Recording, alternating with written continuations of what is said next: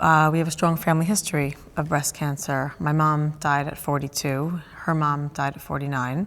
Actually, I should mention that I'd gone to have some genetic testing done first, and I was found to be BRCA1 positive, which was not at all surprising. I did a prophylactic double mastectomy with a reconstruction from my stomach. It was a tram flap. The date was set, and you have all the kids' schedules ready, and the meals prepared, and the play dates, and you have the bags of presents for them so they don't miss mommy too much. And they were quite small at the time. They were 7, 5, 3, and 1. So I figured I could get away with not telling them too much. But after that, everything will go back to normal. That was the plan. That's not what happened. The doctor called, and I thought she was just going to see how I was doing. And she didn't sound right on the phone. I remember getting tunnel vision. I just didn't really understand what she was saying. It was kind of like, that teacher on Charlie Brown. It was wah, wah, wah, wah, wah, cancer, wah, wah, wah, wah, wah, have to come in and have more surgery. I felt like I was in a castle, and I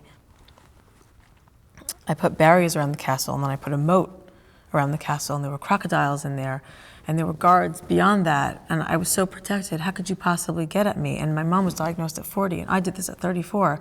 So in my unmedically trained brain, I felt that I've got a 6-year padding, all good to go. And somehow this thing just tunneled under the guards and the moat and the crocodiles, and it just came right up through the castle floor, and there it was.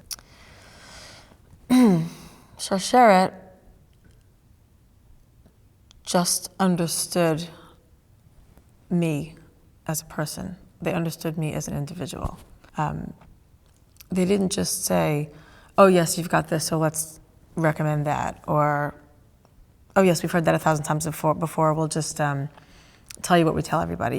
It almost felt tailor-made. There was never a sense of been there, done that. There was never a sense of familiarity in that it was boring or, oh, here comes another one. They had all the time in the world for me.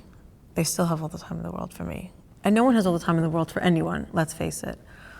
But I just felt like they understood that I'm not like everybody else.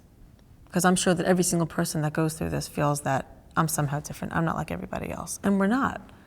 And that was important to me, that they know that this is my ordeal. And they validated that. They recognized it.